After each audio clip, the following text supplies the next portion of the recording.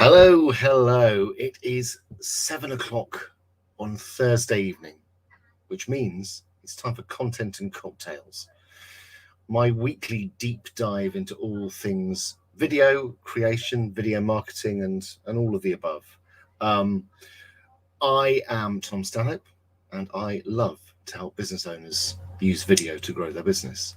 I'm aware that my stream may be a little bit iffy today because I have, for some reason, a really weak broadband signal. So it will pick up in a minute. So apologies if it looks a little bit like I'm going live through some kind of horrible pixelated filter. But that doesn't stop us having fun. And in fact, it kind of gives us a way into tonight's topic. Tonight's topic is all about what happens when you're going live and the wheels fall off. Live video is inherently risky. You can never be quite sure what's going to happen. Your technology can let you down. You might get trolls, whatever. But the inherent risk in it can be mitigated. And tonight we're going to talk a little bit about that. Hello, Mike. Hello, Helen. Yes. Evening, Greg.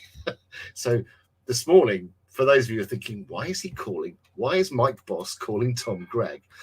I went to an event in London a few sort of last month or month before last, and pictures were taken, and somebody's daughter said, "Is Greg Wallace there?" Which I thought was deeply unkind. So I put a post in the free group, Grow Your Business with Video, which incidentally, if you're not a member of, you should come over and join.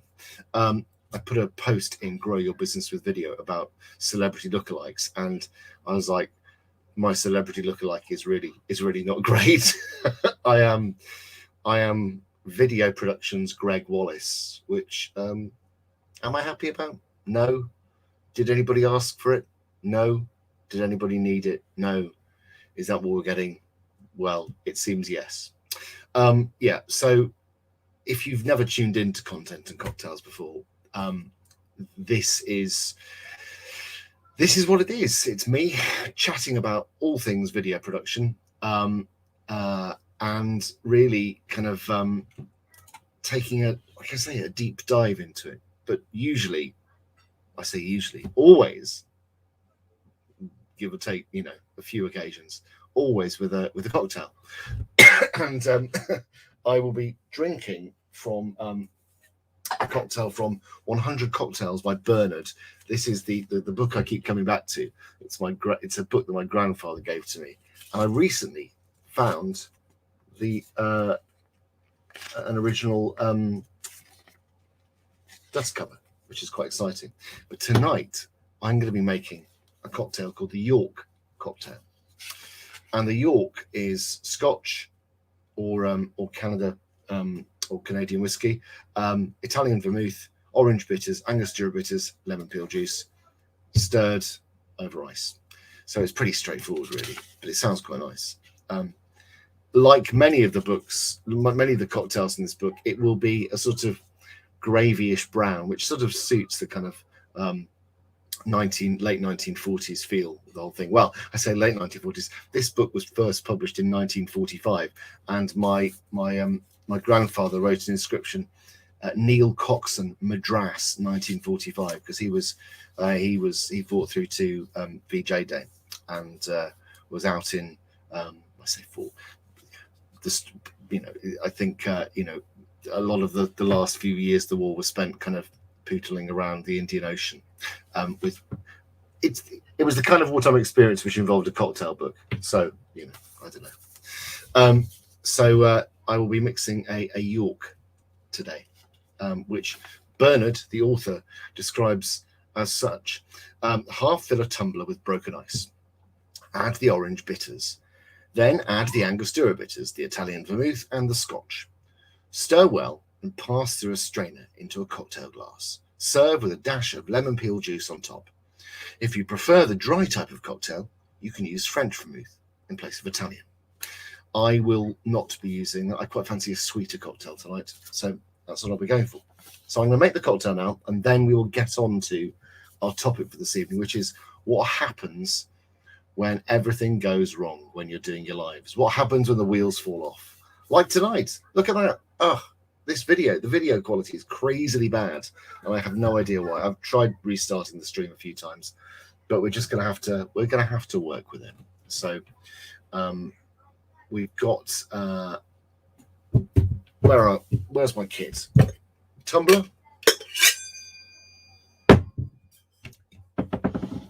Ice.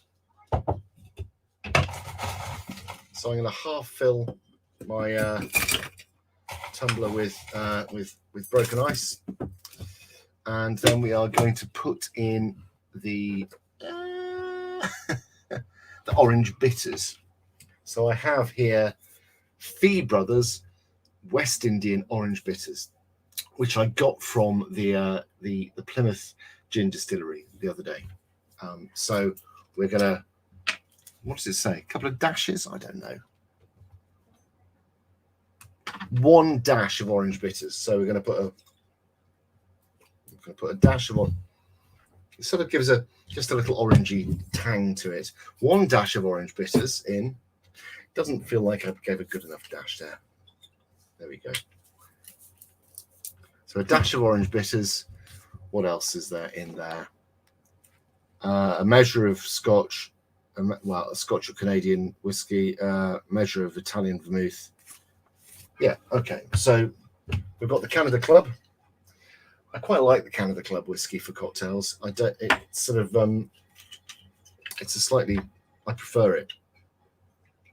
I love a Scotch, but I like a Scotch kind of on its own. This may be a 1 cocktail evening tonight, as I was.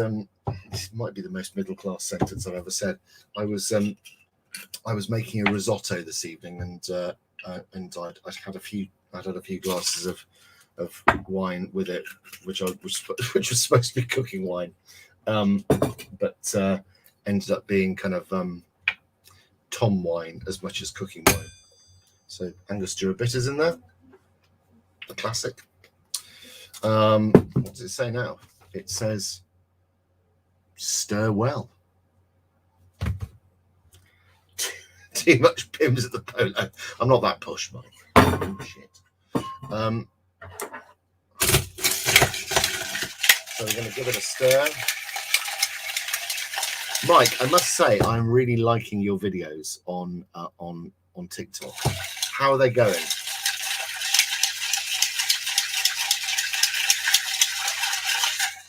Mike is a long-time viewer, long-time member of the group. Let's strain it into the glass.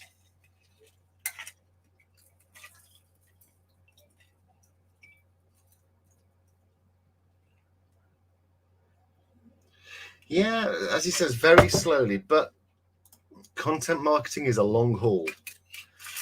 Content marketing is a long haul. The one thing that you can guarantee about video content marketing is that it takes a little bit of time to gain traction. Lemon peel juice. So we're going to just use a paring knife to take off a bit of lemon peel, and I'm going to just squeeze the.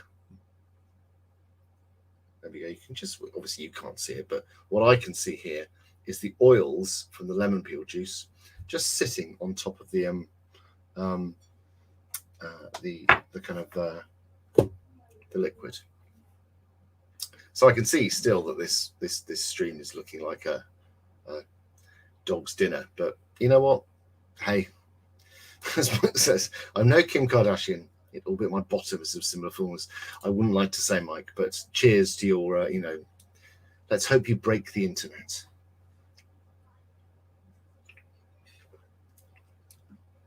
That's a very, you're going to laugh, Mike. I always say this. That is a very nice cocktail. There are a few cocktails from this book which are proper mingers, and you wouldn't, you drink them, you think, who would do that to themselves? But this one, the York, gets a thumbs up. Okay, so hopefully Scott will be along a little bit later this evening, because we're talking about sort of what to do when the sort of the wheels fall off on lives.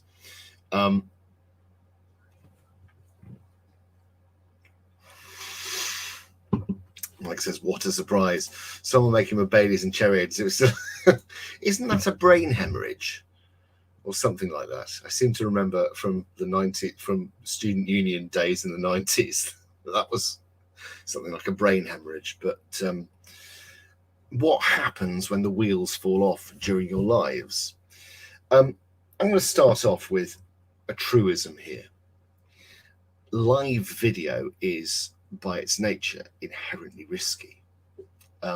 You can't but sort of agree that to anything other than the fact that, you know, by its nature, doing something live comes with a certain amount of risk, as in, you know, the tech might let you down. You might forget what you're supposed to say. Somebody might come along and try and make your life difficult. Lots of different things can happen when you're going live. And if you are committed to the idea of using live video, these things are all fairly manageable. But if you are somebody who is, let's say, considering using live but holding back for a variety of reasons, and we talked about that last week, actually. We talked about kind of what holds people back from going live last week in Content to Cocktails. If you're somebody who's holding themselves back, the prospect of the wheels, you know, the wheels falling off, as it were, during your life can actually be incredibly worrying. If you're worrying about the tech letting you down, or all these other things that can happen, it can really interfere with, one, your enjoyment of the experience, but also, more importantly, your ability to deliver the information you want to your audience. So let's have a think about some of the things that can sort of go wrong during a live. These can be anything from let's start with let's start with the technology.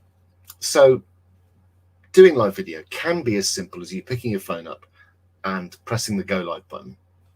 That in itself can have inherent dangers. It can be that you are maybe you haven't got enough charge in your phone, maybe the sound quality is bad, or maybe you're in a poor reception area.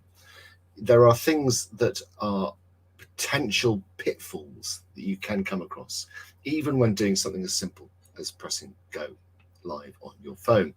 I highly recommend that. The recipe, incidentally, is in the group. The orange bitters, I think, makes all the difference, because I've made that before, but without the orange bitters, and it was just it didn't have that sort of orangey edge, which obviously it would with the bitters in. But then if you're going live with a setup like this, and admittedly I'm using quite a crap camera today because my other camera's been fixed. On a desktop setup, there's other situations. You know, you can have the thing where for some reason you're sort of, you know, the computer decides that your microphone isn't going to be sort of the one that it chooses to go for, or the camera is kind of just randomly switches off. There's all sorts of things that can happen depending on the platform you're using. And you know, if your broadband signal drops out, hello Scott, here's a man who has lots to say about the joys of kind of, well, what's the word I'd use about, yeah, like I said, the wheels falling off during lives. You know, so here's a really great example. I was fortunate enough to be on Scott's excellent show, and I was there to talk about, what were we talking about? I think we were talking about books and sort of it was a pretty wide-ranging conversation, but I missed a good half of it because my broadband connection, which is normally very stable, very good, but occasionally, like tonight, has a film. That was it, film. Occasionally, like tonight, has a bit of a wobble, and kind of lets me down. So when I was on with Scott, my broadband just completely packed in, and I had to go and reset the router a couple of times, and it was incredibly annoying and a little bit embarrassing because I was there to talk, as the video person, but that I think underlines just an inherent quality of live video. There is this risk in it. And I think if you are somebody who wants to kind of use live video, you have to be comfortable with the idea that at some point things are not going to go well. And once you make peace with that, then it's fine. And actually, there's one of the anxieties that people have is, they think, what will people think of me? What will, like you say, people don't mind. People really don't mind. But we tend to think, what will people think of me? Will people think I'm not good at my job? But they won't, because actually most people are thinking, this is really interesting information. It's a shame I'm not going to hear it.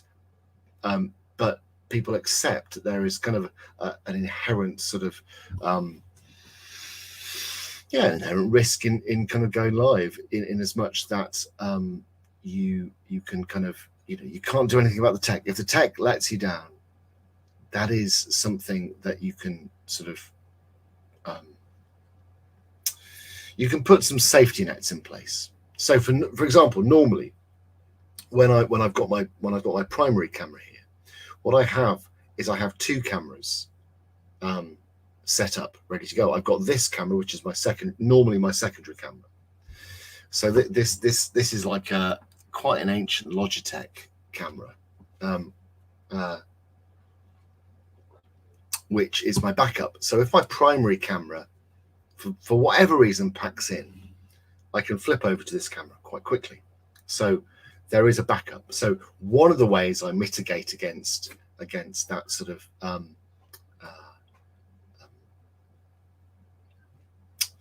tech risk is by having the backup. And so I've got this, my main mic, which is the Yeti, and the backup mic is on here. So if I need to, I can flip over to the sort of the microphone on the webcam. So you can go over to that, and it doesn't sound great, but it is kind of it's there as a backup. So I'll just flip back over to the there we go. So we're back onto the main microphone. And the reason I do that is, primarily it's if I'm doing my training sessions, and if I'm doing sort of live Zoom training sessions, I don't want to be letting people down if my kind of camera packs in or my microphone packs in. But it's really good to have for lives. So if you are fretting, if you're the sort of person who finds that to be something which causes a certain amount of anxiety, give yourself some redundancy in your setup. I am flying without that redundancy tonight, and I must confess, I don't actually mind, because this camera here, this may well put the curse on it, this camera is bomb-proof. It's an absolute piece of crap, but it is kind of pretty bomb-proof. But I imagine for you, Scott, if you're delivering a paid session, if you're delivering some content for a paid audience, you need that redundancy in your setup. You need that security of setup to give you that that sort of experience, that good experience for your clients. For them, it's good to know that you've got a robust setup that doesn't fall over. And I think if you're nervous about the tech, look at ways. My first tip is look at ways you can build redundancy into your setup. Can you make things work even if the wheels start to wobble? And the answer is yeah, you can. And as Scott says, most of it is practice. The more you practice, Most of it's practice. So Scott says, most of it's practice. And then have a plan B and even a plan C. Those are true words. And yeah, and sound is so, as George Lucas, Scott's favorite director, says, sound is half the picture. It's a quote that's attributed to George Lucas, but I'm never sure if it's entirely his. It sounds like him, but at the same time, he is the man who came up with the idea of Jar Jar Binks. So, you know, who knows? Sound is half the picture, and we are funny about sound. We will forgive quite a bad quality image, but bad quality sound is kind of something of a no-no when it comes to your audience. It's fun. So there was a cinema in a small place called, so when before we lived in Plymouth, we lived up in the West Midlands, in a place called Stockton-on-Team, and our nearest town was a town called Tenbury Wells. Town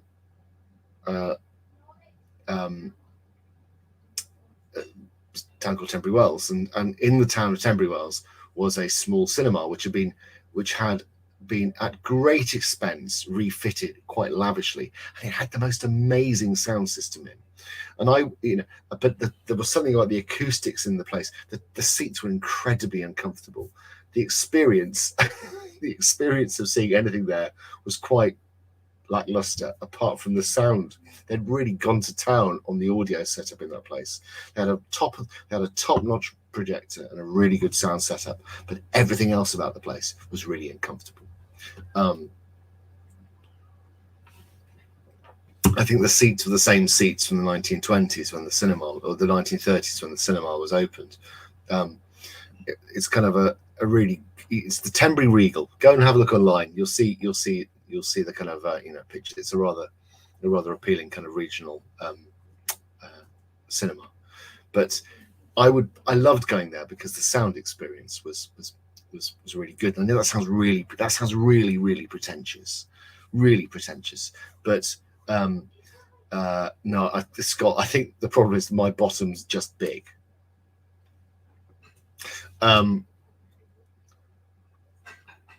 It sounds incredibly pretentious, but actually, if you go into a cinema and find that the sound quality is bad, it's really, really annoying, disproportionately annoying.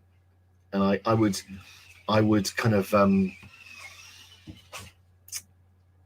I would challenge anybody who said that didn't annoy them. I mean, there are some people who just don't like going to the cinema, but if you go to the cinema and the sound's crap, then that's an even more disappointing experience. And the same is true for our live streams. So thinking about the quality of your sound is important. Hello, Pixie, how are you doing? Cheers. We are just for the latecomers, we're drinking a York cocktail, which is Canada Club with some Italian vermouth, a dash of orange bitters and a dash of Angostura bitters, stirred over ice and strained, and it is really very good indeed. Unless it's the new ABBA. I didn't even know ABBA did new tracks. You know what? There is a very good example of a bunch of people who really did not need to make any more music. I love all sorts of music, everything from kind of very early music through to kind of metal, disco, kind of rock, whatever. I really like all sorts of music, but I do have a real soft spot for kind of for disco. But I didn't know ABBA had tried something new. I don't want them to try something new. They should rest on their laurels. If anyone should rest on their laurels, it's ABBA. I was listening to Rush again today, Scott. You'll be very pleased. All over the YouTubes. Oh dear.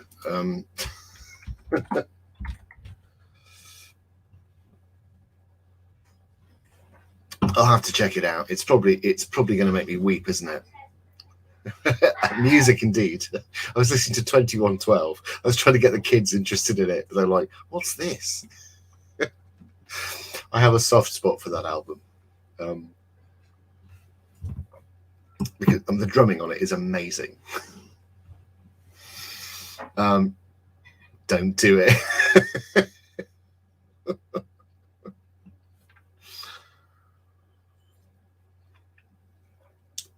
We're getting off the we're getting way off the subject. Rushes for Overton. It's not parental advisory, is it? It's just kind of, it's just older person advisory. Warning, may contain adult themes.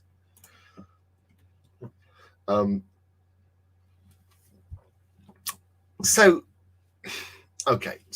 we've talked about redundancy as a way to mitigate against the wheel wobbles. Here's another fear that people have about live video.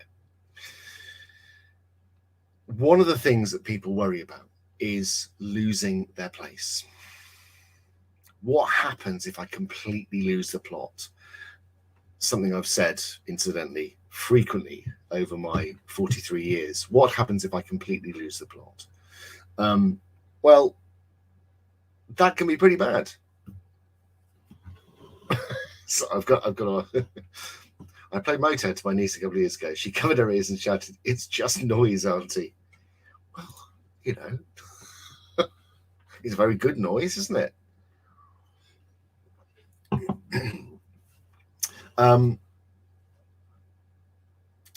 But there's this fear of kind of drying up, of losing your place, of losing your thread, and then just kind of floundering around going, "What am I talking about?"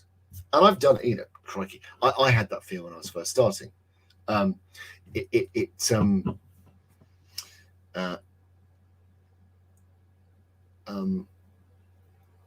It starts when you're starting out with live video. It's difficult to kind of sort of improvise, but as you get as you get more used to the idea of talking to the camera and just talking to an audience without, because here's a diversion, but it's something worth considering when you're doing live video. It's completely different to talking to a live audience. If you are speaking in front of a live audience, which I know is some people's idea of hell, but I'm one of these weirdos that really enjoys it. But what I like about being in front of a live audience is you get the feedback. There's a kind of there's a feedback process. You can tell whether the audience is enjoying what you've got. It's very difficult to do that when you're doing a live, and I think that's another source of anxiety for people. But I would take this back to the idea of ideal audience. If you've spent time getting to know who your ideal audience is, who you are speaking to, that shouldn't matter. They'll get you. So that anxiety, you can put that to the side. That doesn't matter. But losing your place is kind of, it's a slightly different sort of kettle of fish with a live audience as opposed to a kind of a virtual audience. You don't get any feedback, which can be both a good thing and a bad thing. Can you imagine what it would be like to dry up on stage? It's pretty bad. I've done it. That you get, everyone feels really awkward. It's horrible. It's a really horrible feeling. But drying up on a live, it's not that bad compared to that, I promise you.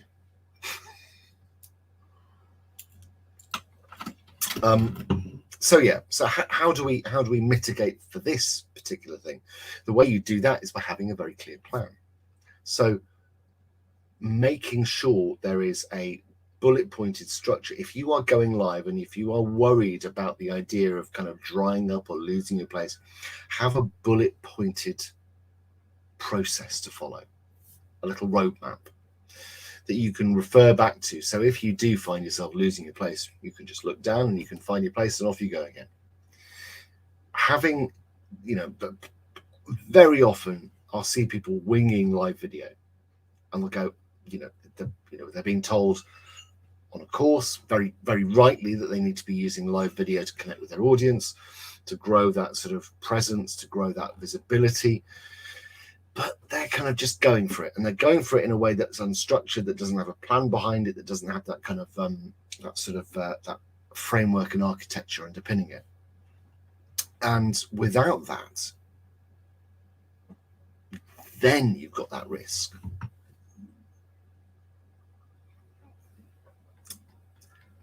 I'm going to make another one. So I'm going to make another one of these because actually that was very nice. I am going to make another York. Pixie says, when I was doing live interviews, I wrote the questions out during the pre-chat every time, even though they were pretty much the same. Yeah, I think that's a really, really good point. I think you don't take it for granted, do you?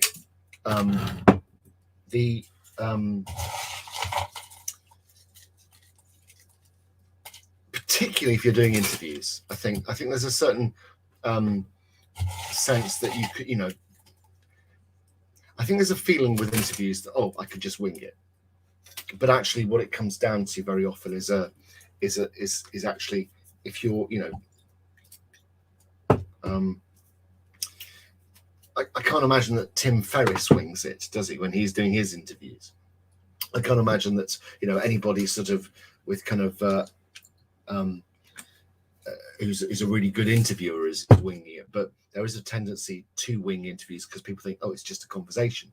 But actually, if you are interviewing somebody, it's a real skill. And one of the ways you can build that skill is by building good questions and asking kind of the right kind of questions at the right time, the right moment. And if you've got a list, then you can be kind of quite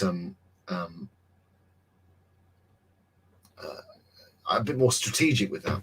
One, weirdly, you're probably familiar with it, but there's an interview series on YouTube called Hot Ones, which is the one where they eat hot spicy chicken wings. But the interviewer, I can't think it was Sean something or other. He is a really great interviewer, but the thing that sets him apart is the fact that he is so well prepared. Even when it was just him on his own and it was a very, very small team at the start, it's become a much bigger operation now. But even at the start, the interviews were really kind of were really good. They're always well worth watching. The shtick is good. The shtick is entertaining, because actually that kind of hot, the hot sauce element does kind of open people up in a an understandably funny way. What does Scott have to say? Scott says, I have a couple of Dartford generative questions I can use if I get. Yeah, that's a really good thing. Those kind of questions that you have in your pocket that you can pull out. Questions you can pull out if you feel things are kind of drying up. I'm going to strain this into the glass again. I should add that we have, week commencing the 20th of September, our Go Live Get Happy challenge happening again. And this is a challenge that is all about live video, and it is going to be fantastic. Last time round, we had some real breakthroughs, and I use that in a kind of, breakthroughs, it's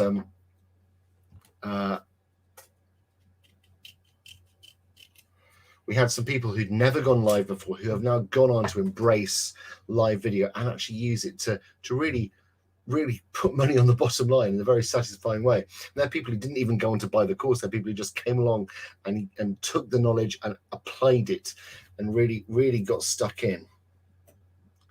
Cheers. So if you're watching this and you want to come and join the challenge, I will put the link all over the place. It's in the header of my personal, basically wherever I appear on Facebook, online, there will be a link to the challenge.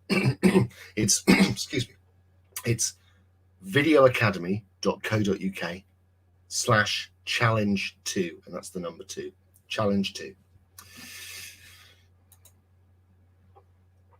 What's your favorite movie? Bring the T-Rex back, yes or no? Could I bring the T-Rex back as a film director? Tiny arms, can't reach the camera. Favorite movie?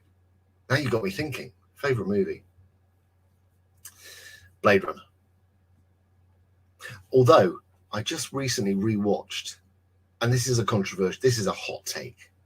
I rewatched The Abyss, and I forgot how much I really enjoyed that film. Just proved the point. Indeed, if I'm being artsy, I would say a film by Andrei Tarkovsky, something like Stalker, which is a wonderful film. A wonderful film. Yeah, that's it. So as Scott says, he has just proved that the point has just been proved. If you are doing interviews and live interviews, have a couple of those questions up your sleeve, which are there, which are designed to get the ball rolling again.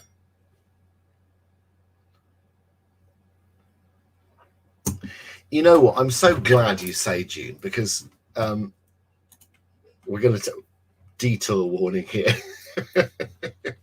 Here's a detour warning. I have, and this feels like a confessional, I have a very large soft spot for the 1984 David Lynch version of Dune. And I even have on DVD, the extended cut of the TV cut, which is 45 minutes longer, which includes 45 extra minutes of footage. And it's one of those tantalizing films where you find yourself watching it and thinking, what could have been if David Lynch, who is a fantastic director, if David Lynch had been given full reign to make the film he wanted, instead of there being the usual studio kind of intervention. Of course, we've got the new version of Dune coming up in a couple of months' time. I think it's out when I'm out in Croatia. So I'm gonna wait until I come, because I want to see it in IMAX. But it's looking like it's gonna be good. Hello, Kelly. Welcome. Cheers.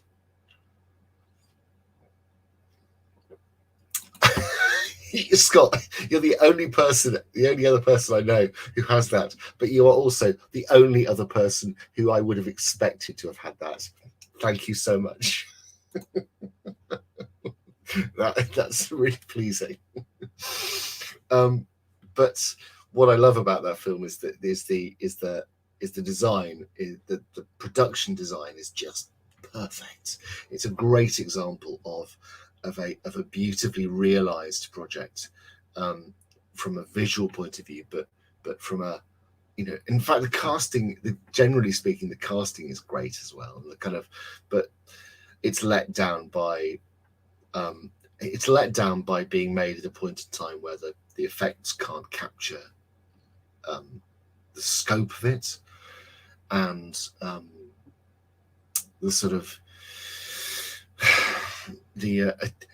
okay, fair point. Sting is rubbish. All I see is an Atreides I want to kill. No. Anyway, we are getting wildly off topic here. So we've been talking about what happens when the wheels fall off your live. With Content and Cocktails, I introduce right from the start an X factor. The cocktail part of Cocktails and Content is my get out of jail free card. And if you are somebody who would like to know more about why the cocktail is my live get out of jail free card, then come on over to the challenge, because I will be talking about that at length when we talk about formatting.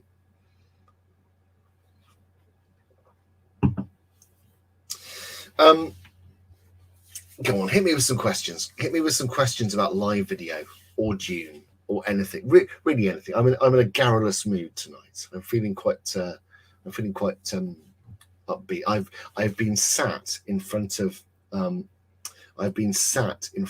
the computer all from 6 o'clock this morning, generating graphics. It has been a day of video drudgery. In the nicest possible sense, a day of video drudgery. I've just been I've generated possibly in the region of about 120 different graphics files. Have you tried LinkedIn video meetings yet? I haven't. Mike, I didn't even know this was a thing.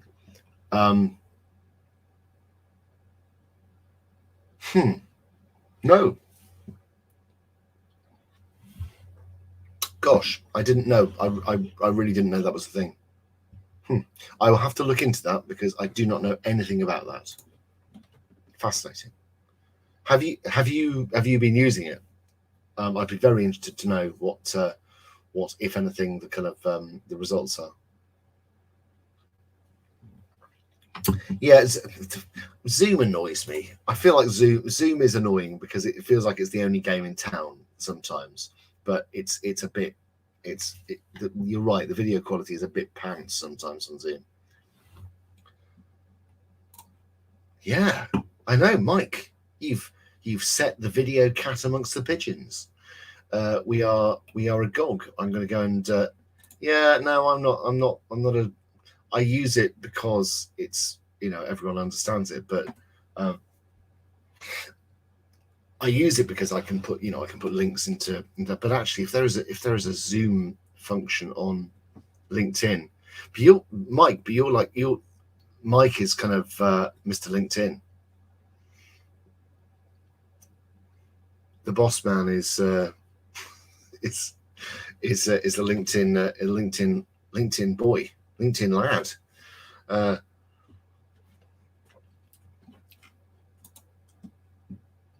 Yeah. Now, Helen Ferguson, who was here earlier today, was saying that Riverside is. I wouldn't describe you as that. I'd say that you are somebody who embraces the platform, whereas I think for you and your target audience, that is where they live.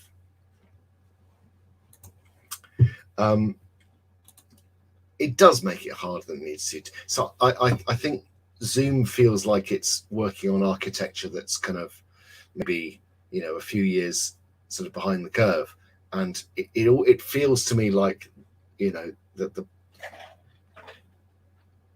it must be that to implement the kind of features you see in StreamYard, like you can see now, I wonder if it's just actually too difficult to do on Zoom. Is it because if I could get the experience that I get on StreamYard in Zoom, because they're not quite the same. They don't do quite the same job. I can't have 40 people in a Zoom call.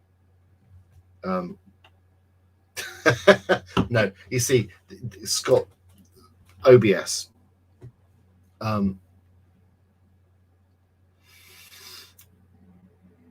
I gave OBS a go because it's free, it's open source, but it really generously it really cheesed me off. I did not like OBS. It felt like OBS feels like its virtue is that it is free. That is OBS's virtue. It is horrible. I don't like it. I don't recommend it to anybody. I'd say, if you're wanting to use a platform for streaming, pay for it. Use StreamYard, use Restream. Oh man, don't even get me. I've spent the last 18 months working on Teams, and it is what I feel about Zoom. I feel about Teams even more. Teams is so this is an interesting aspect of live video. Let's kind of try and pull this back to its original kind of shape. Zoom, Teams, all these things that we've been adopting over the last 18 months to try and make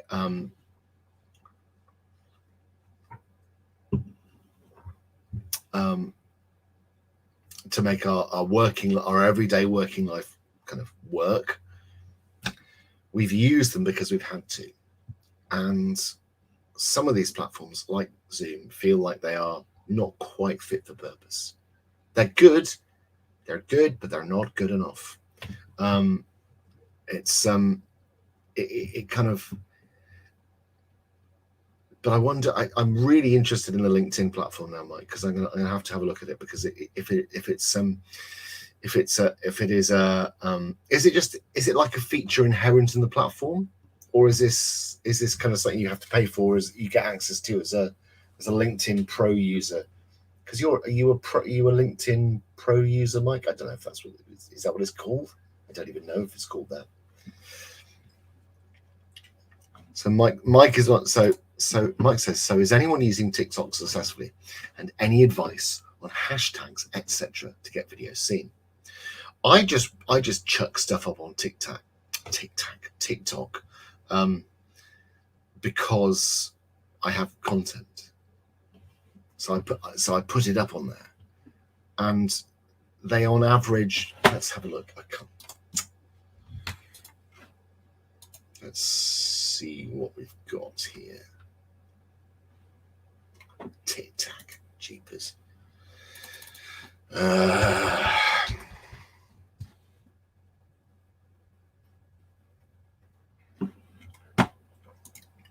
Oh man, this is so annoying.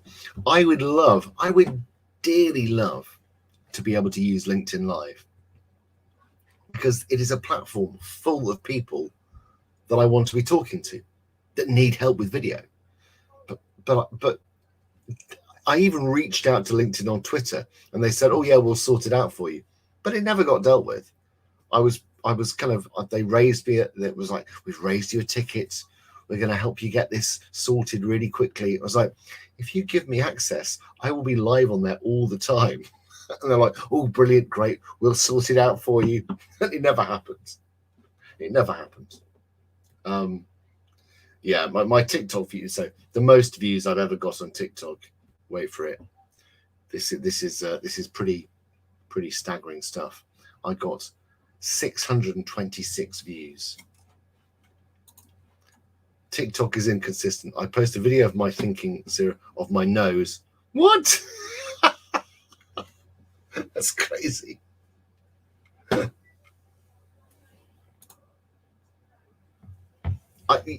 Mike, we're going to have a talk. For you, LinkedIn Live should be brilliant. Oh.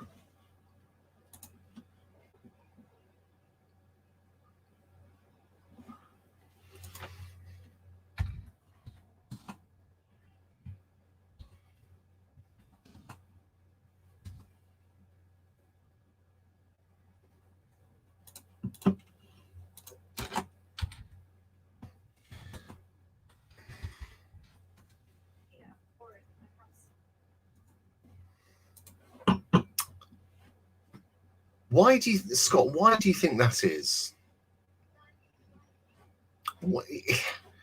You would have thought they would be prioritizing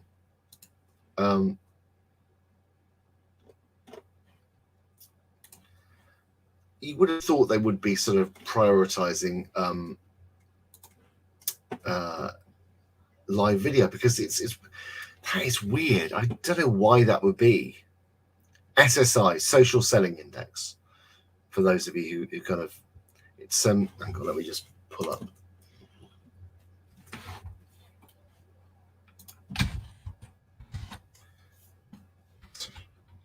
Yeah, so yeah, I mean, my social selling index is 66 out of 100. I don't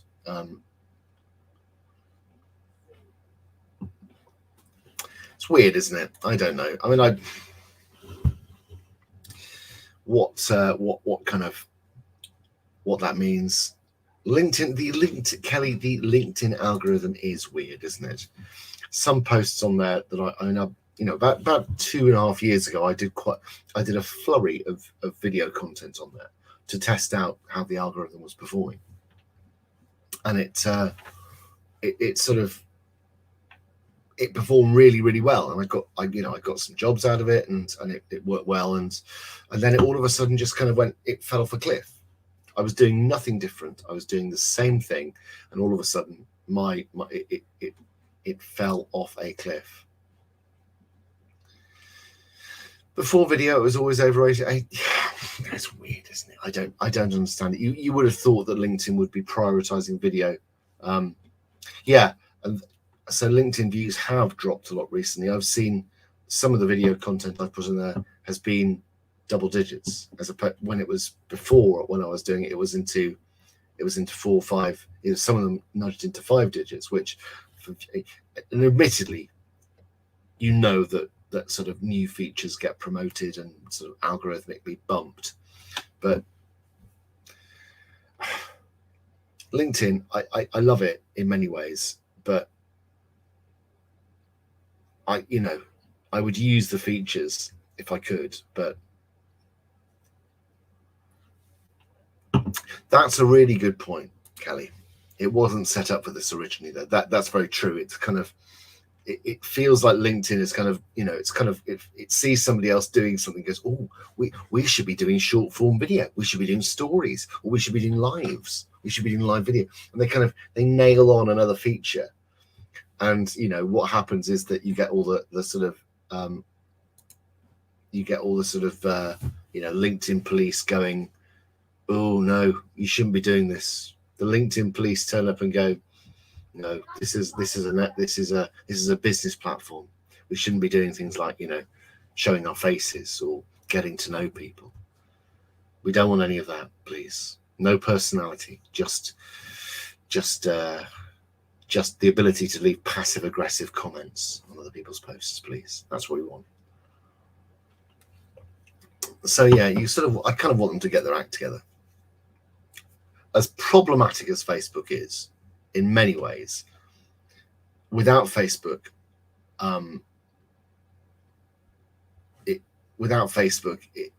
my business wouldn't be what it is. But I don't think I could. Possibly I could, but I couldn't have done the same thing on LinkedIn. They're different platforms. Kelly says, I was a headhunter when it was set up. It made headhunting Mickey Mouse. Yeah. I bet it. Yeah. LinkedIn stories. Yeah, I was going to get into LinkedIn stories, but I didn't. It's the short story version of that. I was going to do it, but I didn't. We've got our Twitch viewers back. If you are out there on Twitch and you are watching us now, our solitary Twitch viewer, say hello. Let me know you're out there and you can hear us.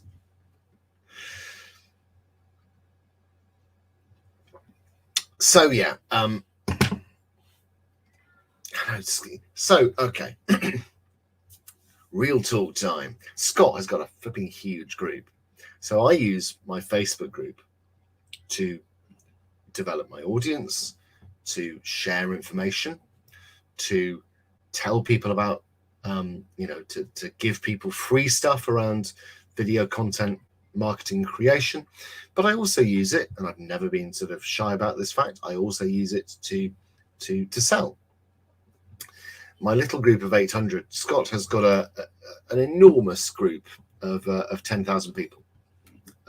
Admittedly, it's in a sort of an entertainment space, and it's got a sort of a nostalgia angle to it, which is always nice. But nonetheless, it's a flipping enormous group. So it's fascinating to see how that's developing, actually. Yes, so flitting, we're really flitting around here. So sorry if anyone's kind of tuning in on this and go, what the hell are they talking about? Scott says, you can see that you can add a wee video to your profile pic on LinkedIn now too. Yeah, I really like that. I think that's a good idea. Music memories and mayhem for old rockers. When did it shut?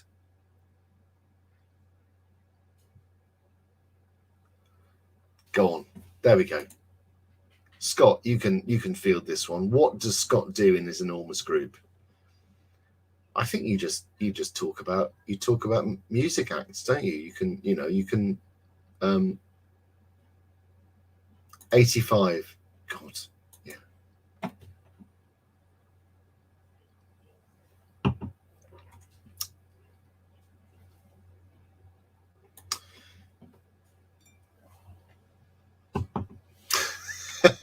No, Nick.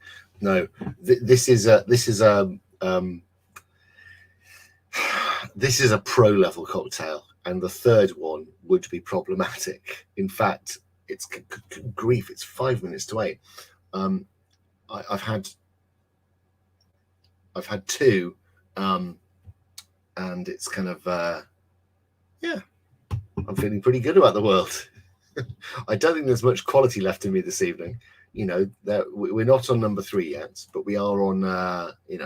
We're number 2. We're number, and it's kind of it's one that's actually kind of, it's pretty potent. It's a potent potable. Talk about but this is, but everyone, the nostalgia side of that is such a potent thing. I ask a silly question like in my group this morning about lookalikes, and did the whole Greg Wallace thing, which was, I don't know whether to be very sad about that or not, but it's hilarious. And I got loads of engagement. But it's this, in a group that is so tied into those kind of great, kind of memories from times gone by. It's a great. I mean, it's great. I'll be really interested to see where you take that. It's not the size; it's the quality of engagement. True words, indeed. Have a bootleg or two every week, and we share stuff. Where do people just come up with the bootlegs? Have you got people who've got access to an archive for the bootlegs, or are there people who just kind of come out of the woodwork saying, "Oh, well, I've got a bootleg from kind of from so and so."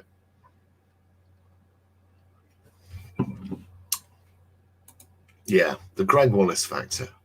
It's not something I like, but it's something I have to. It's something I have to deal with. The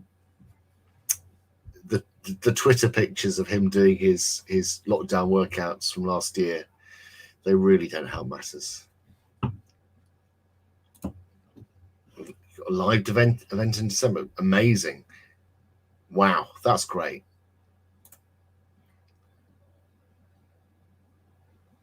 Yeah, well, I mean, my music listening starts probably around 7th century. I've got some great Byzantine chant DVD CDs, and it goes all the way through to, well, kind of now.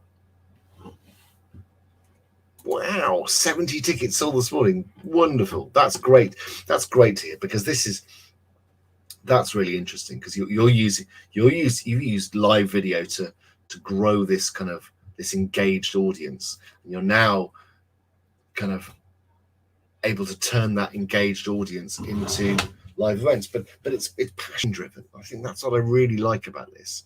It is something that is entirely driven by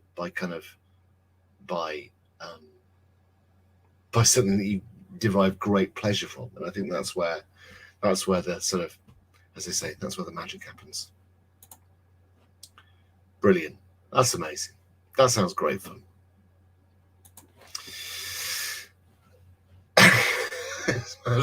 Indeed. Look, I'm gonna round things up now, because it's coming to an end, and I am sort of nudging onto the 3 cocktail danger zone. If I stick around, I'll have another one, and I don't think my career could bear that public embarrassment. Every week is a walk on the, potentially a walk on the wild side with content and cocktails, but tonight we are truly nudging up into the danger zone.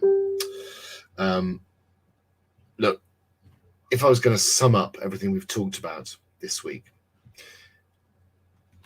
we've been talking about the risks of live video and what you can do when the wheels come off. And everything boils down to this: plan and have some contingencies in place to try and mitigate against any of those things that can happen.